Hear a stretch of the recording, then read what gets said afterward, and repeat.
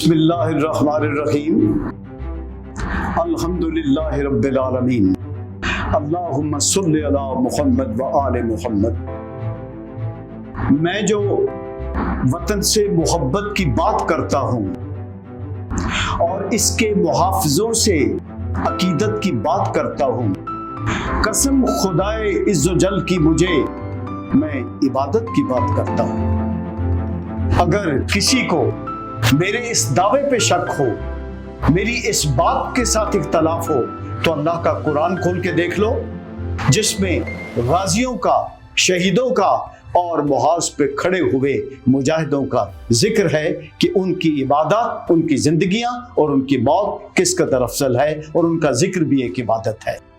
ایسے ہی قلم اور کردار کے ایک غازی، ایک مفکر، ایک انسانیت کے ماتھے کا جھومر بننے والے اور اپنے سوچ کے ساتھ، اپنی افکار کے ساتھ اپنے وطن کی تعمیر کرنے والے اور لوگوں کے ذہنوں کو سیدھے راستے دکھانے والے ایک بہت بڑے ہمارے پیارے ساتھی، جن کے ساتھ میری اپنی ذاتی محبت اور عقیدت کے رشتے بھی موجود ہیں، میں ان سے آج آپ کے سامنے نظریہ پاکستان میڈیا ہاؤس میں ہم کلام ہو رہا ہوں، اور میں ان کے کلام سے پہلے میں یہ تعارف کروا دوں ان کی تخلیقات کے حوالے سے کہ ان کی اردو شاعری کی 2 کتابیں، گمان آگہی اور اس کے بعد ان کی انگلش کی ایک کتاب میٹا فزکس ہیومن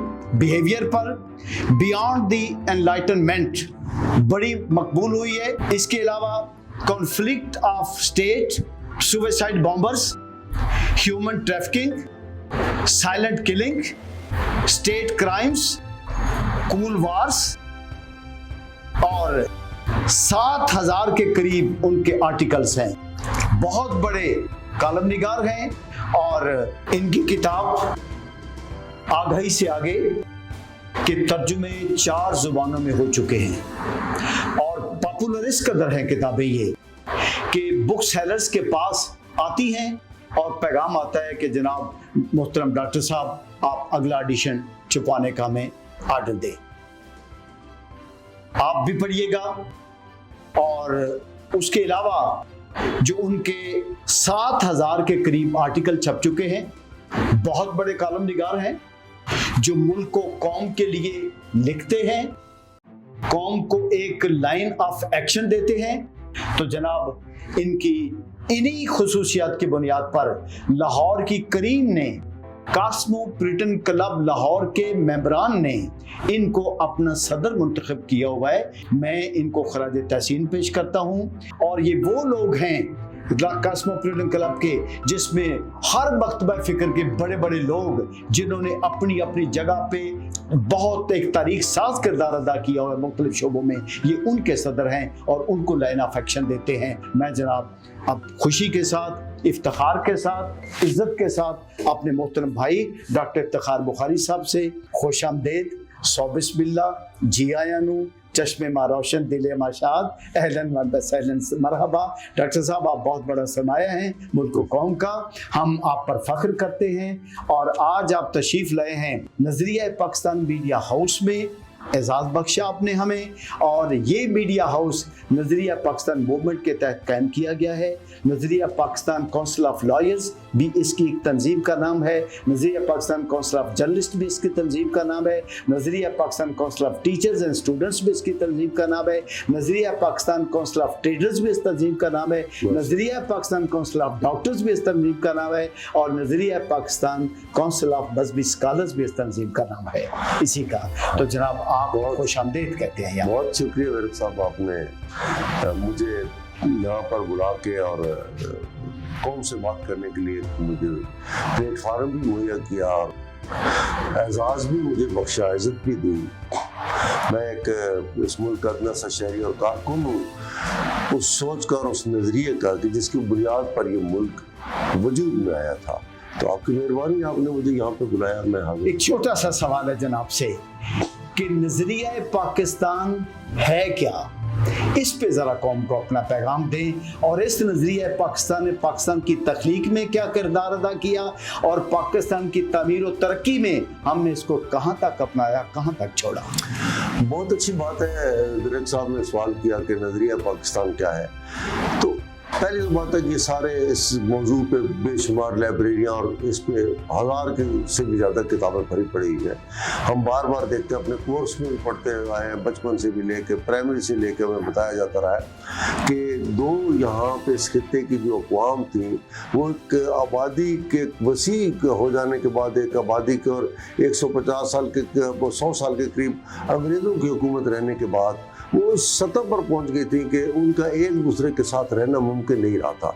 लिहाजा इसकी बुनियाद पर जब क़ायद-ए-आज़म मोहम्मद अली जिन्नाह ने ये सोचा और उसकी बुनियाद पर मुस्लिम लीग को इस नज़रिया पर लेकर गए और उसके बाद जनाब अल्लामा डॉक्टर मोहम्मद इकबाल ने इस पे एक अपनी सोच पेश की, तो फिर पाकिस्तान का एक वजूद नागुज़ीर हो गया था जो कि पूरी सतह से पूरे तरीके से हमारे आज भी मीनार पाकिस्तान पर कुंदा है, वहाँ पे हम जाकर इसको पढ़ सकते हैं कि नज़रिए पाकिस्तान क्या हमारी किताबों में मौजूद है, 23 मार्च 1940 की करारदाद में आया। लिहाजा ये नज़रिया तो था इस हिंदुस्तान की तकसीम के लिए, एक अलहदा मुल्क के क़याम के लिए, हम हिंदुस्तान के मुसलमानों के लिए उसकी तकमील होगी। पाकिस्तान बनने की शक्ल में नज़रिया पाकिस्तान की तकमील होगी। अब हर चीज़ एक इर्तिकाई अमल का शिकार है, पूरी कायनात सारे इंसान इर्तिका का शिकार है। हमारा मुल्क ने भी आगे तरक्की करनी है, इर्तिका के अमल से गुजर के आगे जाना है।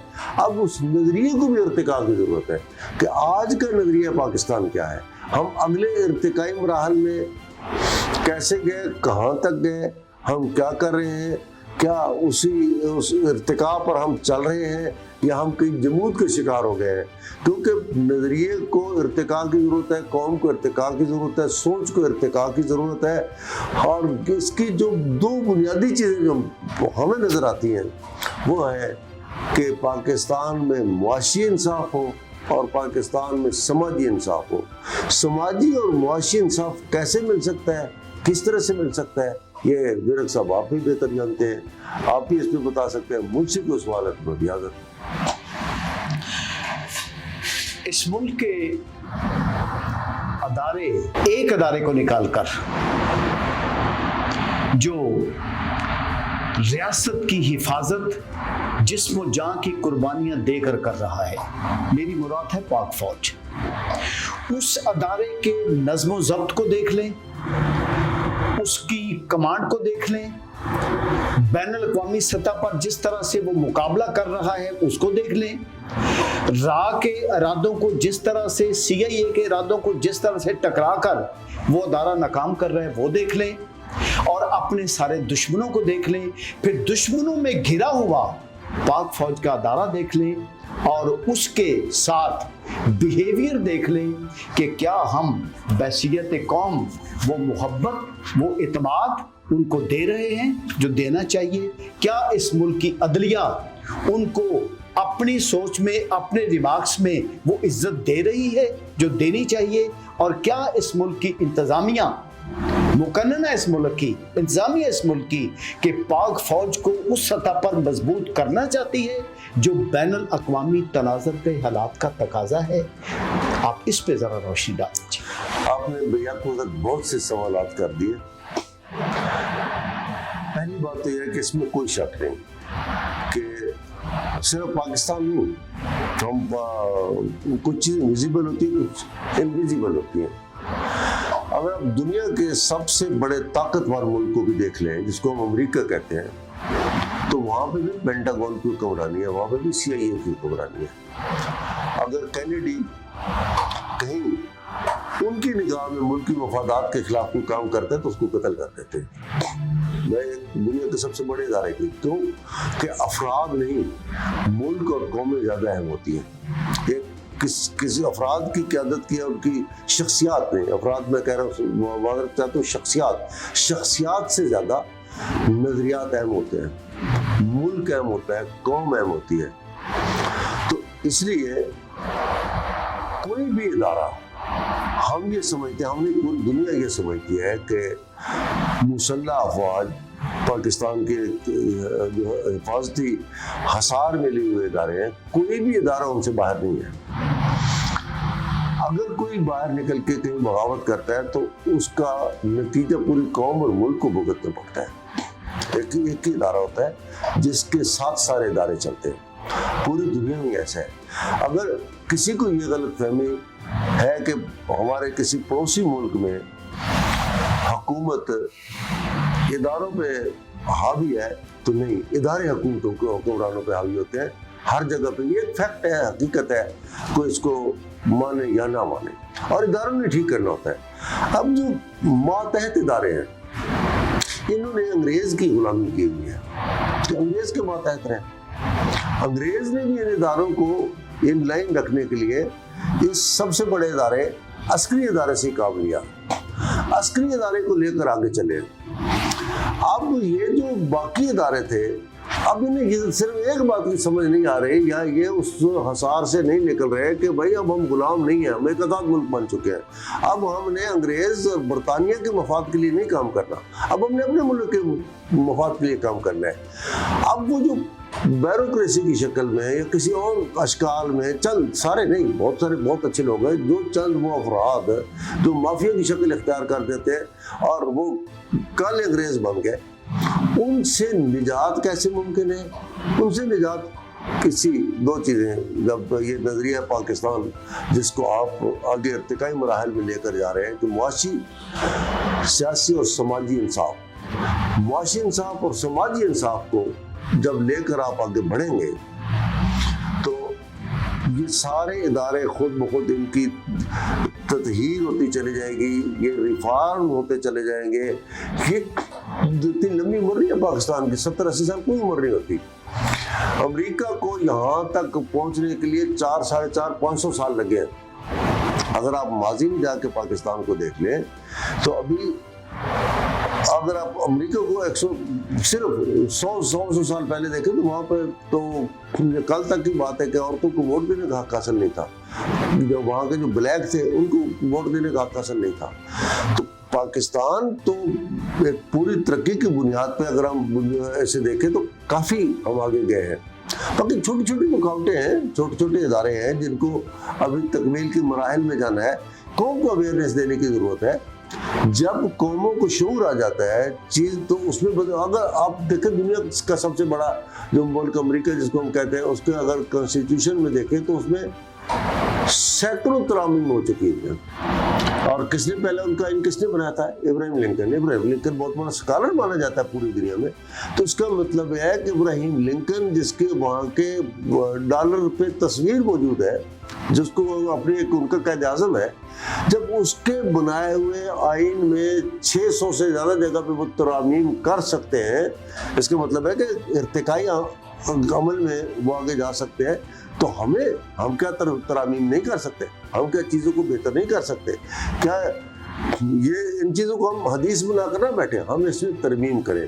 ہمارا عسکری اداروں کا رول ہے تو اس کو کنسٹیٹیوشنل رول ساتھ دینا چاہیے, ہمیں آگے بڑھانا چاہیے. اور اب جو بگاڑ اس کا یہ پیدا, چونکہ ہمارے یہاں پہ آنے والے بریک صاحب جتنے بھی یہ حکمران رہے ہیں طفیلی, یا جو دوسرے چھوٹے موٹے ادارے رہے ہیں جن میں ہماری عدلیہ بھی تھی, جن میں ہمارے پارلیمنٹ بھی تھی, مقدمہ بھی تھی, جس میں تو یہ سارے ابھی انگریز سے نکلے ہوئے ملک کی اکثریت کو دیکھیں تو تربیت یافتہ نہیں تھے. اس ریاست کی مٹی سے ان کو گودنے کی ضرورت ہے, اور اس کی عسکری اداروں کے ساتھ ان کی ہم آہنگی کی ضرورت ہے. وہ اپنے مفادات کو جو بھی جہاں پہ اپنے شخصیات کی بات ہے, شخصیات نے جہاں اپنے مفادات کو لے کر بیٹھی ہے, وہاں ملک اور قوم کا نقصان ہوا ہے. ملک اور قوم کو سوچنے کے لیے ریفارمز کی ضرورت ہے. اب وہ بگاڑ اس سطح پہ بیٹھا ہے. آج میں بالکل آپ کو انوکھی بات کر رہا ہوں, شاید اس ملک میں کسی نے کی ہو یا نہ کی ہو, لیکن جمہوریت اور جو جمہوریت کوئی جمہوریت نہیں ہے. پرائیویٹ لمیٹڈ کمپنیاں جتنی ہماری سیاسی جماعتیں ساری کی ساری پرائیویٹ لمیٹڈ کمپنیاں ہیں, ان کی اپنی اولاد تک. اچھا, اسی طرح سے مذہبی ادارے, वो भी प्राइवेट लिमिटेड कंपनी बन गया। बाप का बेटा लायक है या नालायक है, वो उसका मजहबी वारस, वो मजहबी वारस तो इल्मी सतह पे होना चाहिए, वो भी उसका बेटा होगा। पीर का वारस उसका बेटा है, खानकाह का वारस उसका बेटा है, सियासी जमात का वारस उसका बेटा है, मिल्क मालिक का वारस उसका बेटा है, जमीन का वारस उसका बेटा है। तो इसका मतलब है कि आप इस मुल्क की सियासत को मिलों और जमीनों की तरह चलाना चाहते हैं, निजी मल्कियत में आपने रखा हुआ है। अब कौम को शऊर देने की जरूरत है। तो इस बिगाड़ को सीधा करने के लिए आज भी अगर थोड़ा सा स्टेप कोई आज ले ले, कल ले ले, 10 साल बाद ले, आपको बड़ी सीधी सी बात रहा हूं कि एक ही इदारा है, उस इदारे में आप किसी जाने वाले पे तो इल्जाम लगा सकते हैं कि फलां जर्नैल ऐसा था, अयूब खान ने ये कर दिया फलां के, लेकिन आने वाला हर आदमी बिल्कुल एक बच्चा जो इंटरमीडिएट करके बिल्कुल वो पाक साफ और शफाफ होता है और उस इदारे में जाकर उसकी तरबियत में चला जाता है, वो एक ऑनेस्ट फेयर और मुहब्बत वतन होता है जो बंदूक की नाली के सामने खड़ा होकर अपनी जान देने के लिए तैयार हो जाता है इस मिट्टी के लिए। उसकी ऑनेस्टी को लेकर आगे ये इदारा को एक दफा ये स्टेप लेना पड़ेगा कि इस बिगाड़ का हल वहीं से होगा।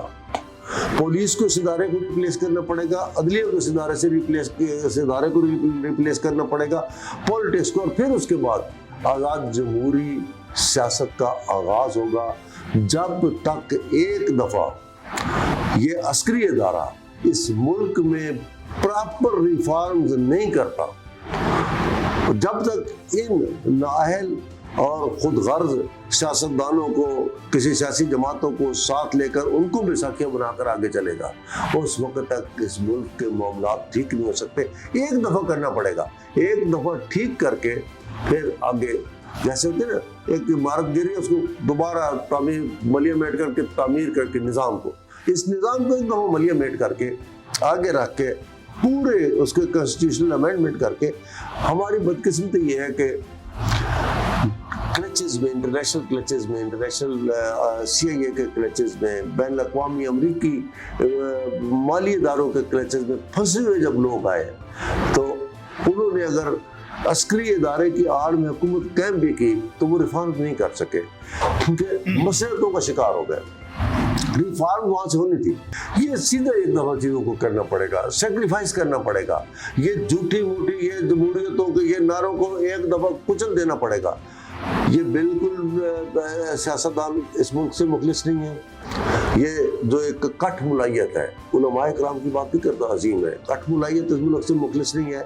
वरना तो इस्लाम के नाम पे जो लोगों ने बड़े बड़े यहाँ पे वो कुछ किया तो आज तक बल्कि फिरकावानियत फैला दी, जातवाद में लोगों को तकसीम कर दिया, इतना तकसीम कर दिया कि अब उसको इकट्ठा करना एक बहुत बड़ा मसला बन गया। और वाहिद इदारा अस्करी इदारा है कि जिसमें हर फिरके का, हर सोच का, हर मजहब का शख्स मौजूद है और वहाँ पे कोई तखसीस नहीं होती कि ये मुसलमान है या गैर मुस्लिम है, ये जट है रहे हैं या सैयद है, नहीं, कुछ नहीं। वो एक अस्करी इदारे का एक फर्द होता है जो इस मुल्क की मिट्टी की अपने आप को उसका बेटा समझकर उसकी हिफाजत करता है, जो इस मुल्क की सरजमीन को, इस मुल्क की मिट्टी को अपनी माँ समझता है और वो तकद्दुस समझता है, उसको मुट्ठी में लेकर उसकी कसम खाता है। वो होता है इसमें, उसको ही ठीक करना पड़ेगा। वो सारी चीज़ों को एक दफ़ा लोगों को तवक्को आती जब एक मुशर्रफ को, तो आप लोगों ने अभी बड़ी रिफॉर्म होगी, नहीं हुई, फिर बैसाखियों पे चले गए। जब तक बैसाखियों पे रहेंगे वो बैसाखियाँ नीचे से खिसकती जाती हैं, वो बंदा गिरता चला जाता है। रिफॉर्म करना पड़ेगी हर तरफ। मैं आज भी ये दावे से कहता हूँ, कल साहब के लिए गए जितने इतने बड़े ज़्यादा बंदे नहीं है मेरे साहब, 500-700 ब्यूरोक्रेट है, 10-20 जजेस होंगे हर दौर में, बाकी लोग बहुत अरेस्ट, 10-20 लोग होंगे ब्यूरोक्रेसी होगी जिन्होंने लूट मार की है। खुदा की कसम उसको बुलाएं, ये पुलिस को ना दे केस करें, इमरजेंसी इस मुल्क में हंगामी इमरजेंसी नाफिज करना पड़ेगी। उसी वही कर सकता है जिसके पास ताकत है, नाफिज करें। एक आदमी को, एक फौज से मेजर बड़ा इनोसेंट होता है, एक सूबेदार मेजर, 2 हवलदार बंदे पे बिठाए, कहें कि इसको डालें जेल में, 1 महीने में तेरे पैसे का है, खुदा की कसम, और साथ एक थानेदार भी बिठा दें जो उनके मतहत हो। اگر 1 مہینے میں ہر آدمی لوٹ مار کا مال نکال کے پاکستان کے سارے قرضے نہ اتار دے تو میرا نام بدل دیجیے. ہوگا یہ، جب بھی ہوگا ایسا ہی ہوگا. لیکن ادارے بین الاقوامی طاقتوں سے کوئی ڈرے ہوئے ہیں تو وہ ایسے کر دیں گے، وہ قرارداد آ جائے گی، ایمبارگو آ جائے گی، آ جائے جو جہنم آنا ہے ایک دفعہ گزر جانے دے. جب تک نہیں ہوگا یہ اس طرح سے، یہ جو سلو ڈیولپمنٹ جس کا نام جس کو آپ دے رہے ہیں، یہ ارتقائی عمل اتنا سست ہے کہ ریلوے لائنیں کھا گیا ہے، سڑکیں کھا گیا ہے، ادارے کھا گیا ہے، ملک کی زمینیں کھا گیا ہے، بینک لوٹ کر لے گیا ہے، قرضے لے کر بھاگ گیا ہے. اس نے جو بین الاقوامی قرضوں کو لے کر پوری قوم کو مقروض کر کے خود عیاشی کر کے اپنے اپنے محلات بین الاقوامی سطح پر بنا لیے ہیں. اس میں جو بھی شامل ہے، وہ عسکری ادارے سے ہے، وہ جوڈیشری سے ہے، وہ سیاستدانوں سے ہے، وہ بیوروکریسی سے ہے. ایک بالکل جینون احتساب کی ضرورت ہے، اور وہ احتساب صرف وہی کر سکتا ہے کہ جو اس سارے نظام کی کرپشن میں ملوث نہ ہو.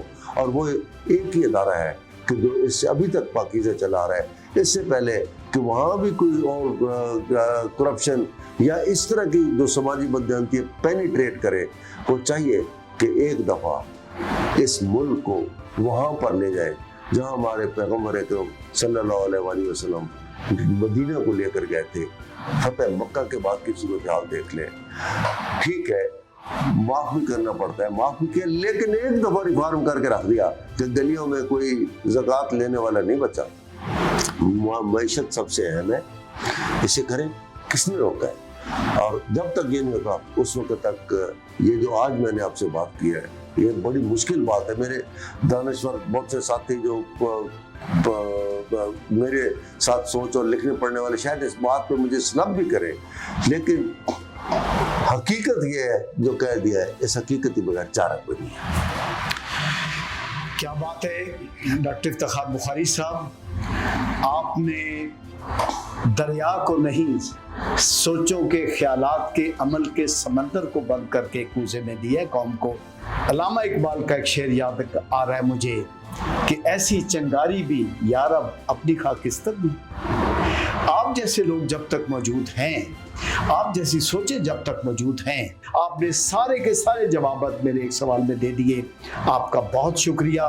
آپ کو یہ کہہ کر خراج تحسین ناظرین پیش کرنا پڑے گا، آپ میرے ساتھ مل کر اس بات کو کی تائید کیجیے گا کہ نگاہ بلند، سخن دل نواز، جاں پرسوز، یہی ہے رخت سفر میرے کارواں کے لیے.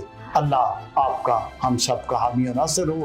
پاکستان پائندہ باد، قائد اعظم زندہ باد، نظریہ پاکستان زندہ باد.